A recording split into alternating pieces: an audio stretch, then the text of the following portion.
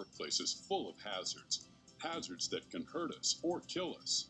Controlling these hazards and preventing injuries is the point of our safety and health program. When our body parts are exposed to certain hazards, there's a potential for bodily harm to occur. Properly selecting and wearing personal protective equipment can reduce or eliminate this exposure, prevent injuries, and save lives. That is the point of our facility's personal protective equipment program, and that is the point of this program. So pay close attention as we get to the point about personal protective equipment.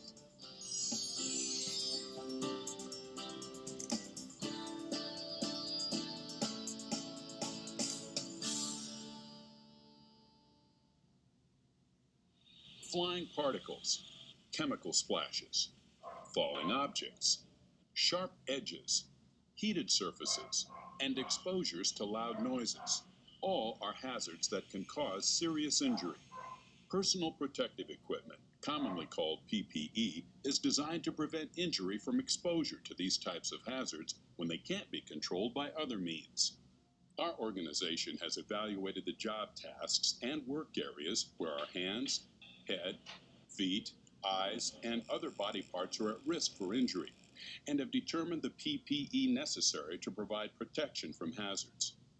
For this personal protective equipment to be effective, all employees must understand how to select and use the appropriate protective equipment. Always remember that wearing any required PPE is one of your most important job duties. There really are no good reasons for not wearing it. The potential consequences just aren't worth it.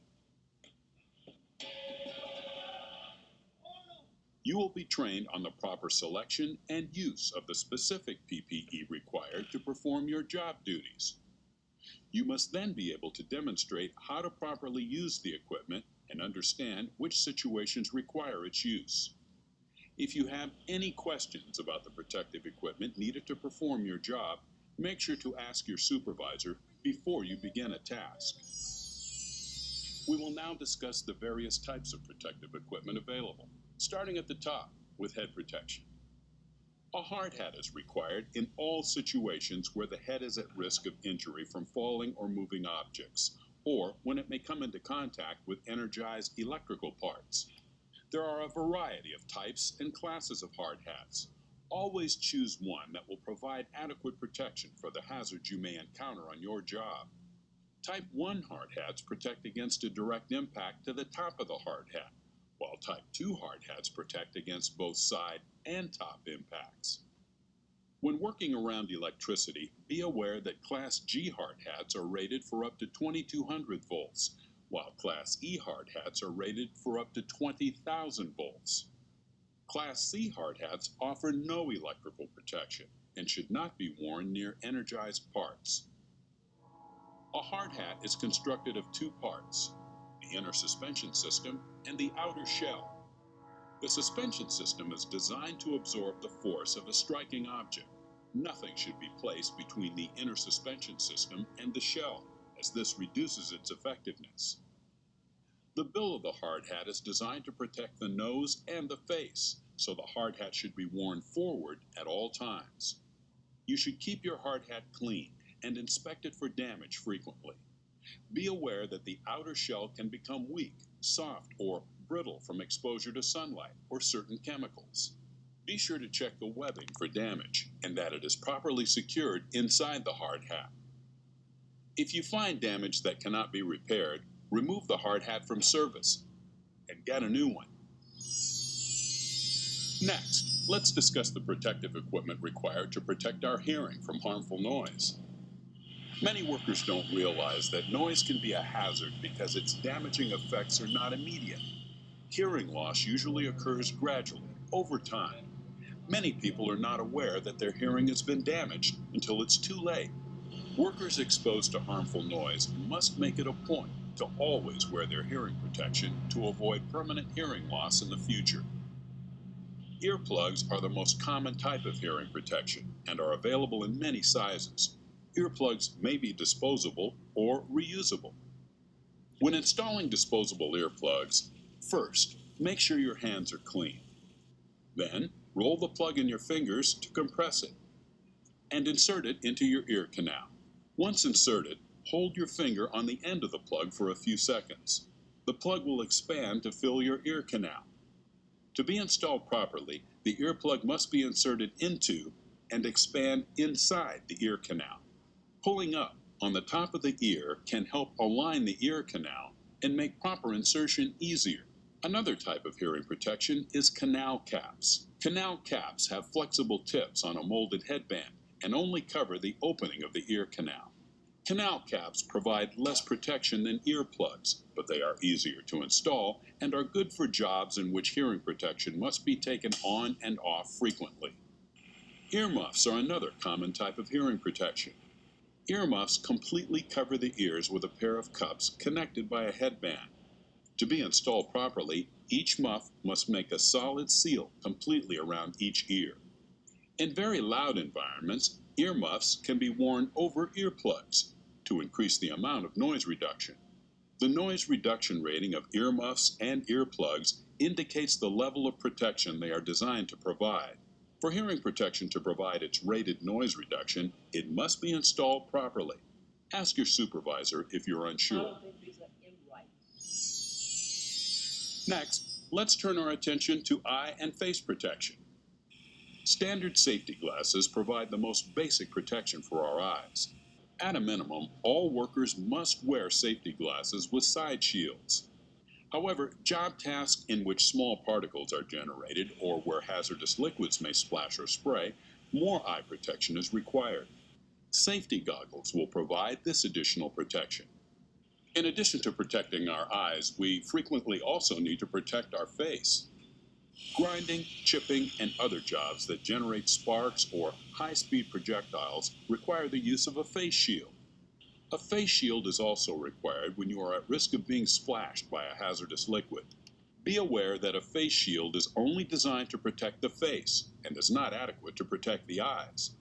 Always wear appropriate eye protection underneath a face shield. Welders and workers whose jobs involve the use of lasers must protect their eyes from ultraviolet light. Laser operators must match their eye protection to the wavelength of the specific laser beam being used. Be aware that safety eyewear for lasers looks similar to regular safety glasses or goggles. Make sure you have selected the proper eye protection for the laser you plan to use. Before performing welding operations, select a lens appropriate for the intensity of the light to be produced. You should choose the darkest shade that still allows adequate vision for the job. Be aware that lenses lose their effectiveness over time and should be changed periodically. If auto-darkening lenses are used, make sure you fully understand how to adjust and operate your lens before use. Because we use our hands to perform almost every task we do, they are constantly exposed to hazards. Make it a point to always protect your hands from hazards. There are a variety of gloves available to protect our hands. Keep in mind that no single glove is effective for all job tasks.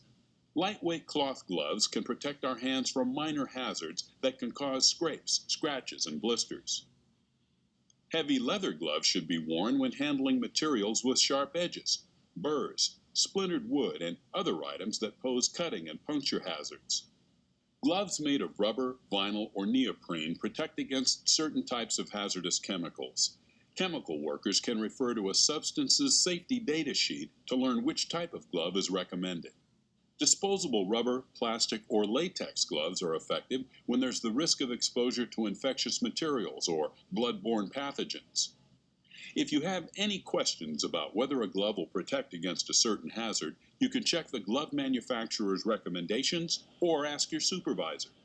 The point to be learned here is that you must take the time to select the proper glove for each task, and be aware that you must often switch the type of glove used when changing jobs. The final type of PPE we're going to discuss today is foot protection. Practically every type of workplace contains some type of foot hazard. This is why flip-flops, sandals, and other types of open-toe footwear are prohibited. At a minimum, industrial workers should wear shoes or boots with soles that provide good traction, an enclosed toe box, and solid leather sides and uppers. Many industrial operations require employees to wear safety shoes or boots with reinforced toe boxes, commonly called steel-toed shoes, and puncture-resistant soles. A reinforced toe box can prevent our toes from being crushed from falling objects, and a puncture-resistant sole can prevent sharp objects from penetrating into the bottom of our foot. In some heavy industrial environments, the top of the foot, known as the metatarsal area, requires additional protection. Some boots and shoes have built-in metatarsal guards for this purpose. Strap-on metatarsal guards are also available. Be aware that modern safety shoes often look just like our regular shoes, and you may be able to get away with not wearing your safety shoes to work. But don't do it. It just takes an instant for a crushing foot injury to occur.